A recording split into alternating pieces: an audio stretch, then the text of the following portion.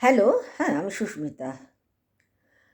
দেখুন, আমাদের দেশে বিজেপি কেন্দ্র সরকার আসার পর থেকেই যত বিধানসভার ভোট হয়েছে, সব বিধানসভার ভোটেতে, হ্যাঁ, ডবল ইঞ্জিন সরকার গঠন করেছে।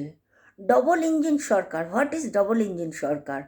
হ্যাঁ, ডবল ইঞ্জিন সরকার গঠন করেছে। আমার এখানে একটা প্রশ্ন রয়েছে।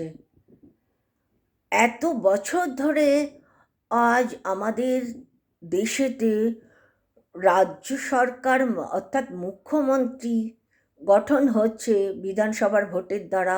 সেখানে কি কোনোদিন শুনেছেন যে ডবল ইঞ্জিন সরকার? কোনোদিন শুনেছেন? হ্যাঁ, বিজেপি যখন ছিল, ওর বাজপেয়ী যখন ছিল তখনও বিজেপি কোনো মধ্যপ্রদেশে সম্ভবত সরকার, বিজেপি সরকার ছিল। কিন্তু কথাটা তা না, কথাটা হচ্ছে ডবল ইঞ্জিন সরকার কেন গঠন করবেন?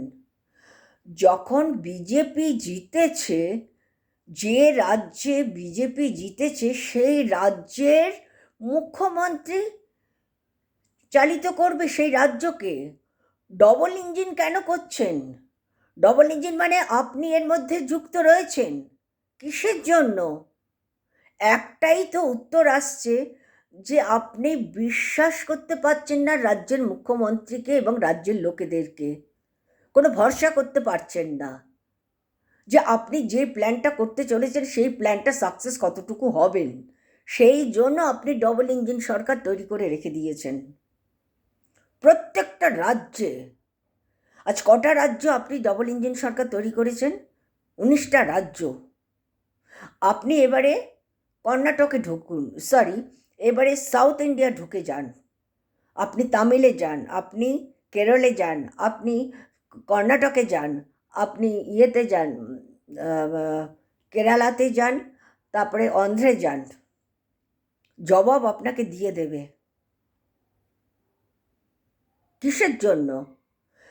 ভোট হয়ে যে জিতবে সে দায়িত্ব পালন করবে। আপনার যেটা কাজ সেটা আপনি করবেন, কেন্দ্রের যেটা কাজ সেটা কেন্দ্র করবে। কেন ডবল ইঞ্জিন করে রেখে দিয়েছেন? আপনি কেন ওর মধ্যে নিজের নামটাকে ঢুকিয়ে রেখেছেন, কেন্দ্রকে ঢুকিয়ে রেখে দিয়েছেন? এটা প্রশ্ন। কেন? কেন্দ্র থাকা সত্ত্বেও, রাজ্য থাকা সত্ত্বেও কিন্তু কোনো রাজ্যের মধ্যে কোনো রকম শান্তি নেই।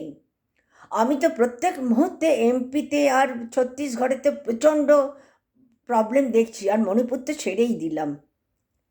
19টা রাজ্যকে আপনি আপনার দখলে রেখে দিয়েছেন, তারপরে বাংলার উপরে এতটা মানে দখলদারি করতে আসছেন না? 2 বছর, দুবার দেখলেন সিধে আঙুলে ঘি উঠাতে পারেননি, ভেবেছেন সব 19টা রাজ্যতে সিধে আঙুলে ঘি উঠাতে পেরেছি, বাংলাকেও পেরে যাব, মানে মহিলা মুখ্যমন্ত্রী তো, বাংলাকেও পেরে যাব। কিন্তু বাংলার লোকেরা এতটাই বোকা, বাংলার লোকেরা এতটাই নিরীহ, মাথা থেকে উড়ে গেছে। 200 বছর, 250 বছর, 300 বছর আগে যারা আমাদের দেশের প্রচুর নিয়ম তৈরি করে গেছেন, যেটা এখন ভারতের লোকেরা মানছে, বিধবা বিবাহ প্রচলন, হ্যাঁ, সতী হত্যা মানে স্বামীর সঙ্গে সতীকে হত্যা, স্বামী মরলে সতীকে, তার স্ত্রীকেও জ্বলন্ত মেরে ফেলা হতো, রাজা রামমোহন বন্ধ করেছেন। হ্যাঁ, তারপরে বিদ্যাসাগর মহাশয় বন্ধ করেছেন। হ্যাঁ, এ কি ছোটোখাটো কাজ করে গেছেন তারা? বিশাল বড় বড় কাজ করে গেছেন তারা। হ্যাঁ, কি করেছেন তারা? আজ কোথায় দাঁড়িয়ে কি বলছেন সেটা মাথায় রাখুন। আপনার মতন দল যদি থাকতো তাহলে কোন দিন উড়ে চলে যেত। এই 79 বছর পর্যন্ত টিকতো না, ভারত টিকতো না 79 বছর পর্যন্ত। 79 দিনেতেই ভারত উড়ে চলে যেত যদি বিজেপি থাকতো।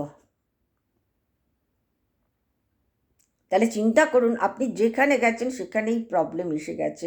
আপনার নিজের রাজ্যেতেও আপনি করেছেন, হ্যাঁ, বাংলাতেও করছেন। এগুলো কি করছেন আপনারা? কেন্দ্রকে আমি উদ্দেশ্য করে বলছি, এইভাবে কি দেশকে আপনি হিন্দু রাষ্ট্র তৈরি করবেন?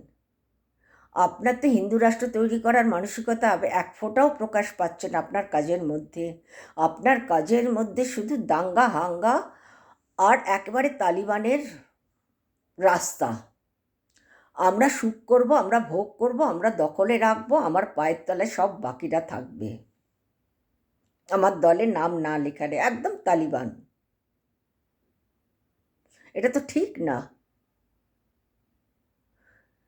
আমার খুব কষ্ট হচ্ছে বলতে যে কেন্দ্র সরকার যারা রয়েছেন তারাও কিন্তু আমাদের দেশেরই আপনারা লোক। এত বিকৃত রুচি কেন আপনাদের মধ্যে? হ্যাঁ, আপনি এক সময় নিজেই বলেছেন চা বিক্রি করতেন।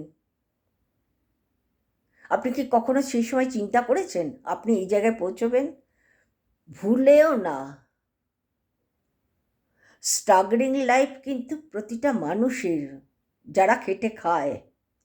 তার মানে এই নয় যে আমি এই সব করে বেড়াবো। দেখুন কি হয়, কোথায় পৌঁছয়। আমি কিন্তু কোনো দলের সপক্ষে না, বিপক্ষে না। শুধু আমার বিবেক যেটা বলছে, আমার যুক্তি যেটা বলছে, আমি আপনার সামনে সেটা বলছি, ব্যাস।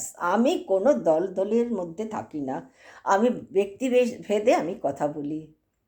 ঠিক আছে, ছাড়ছি।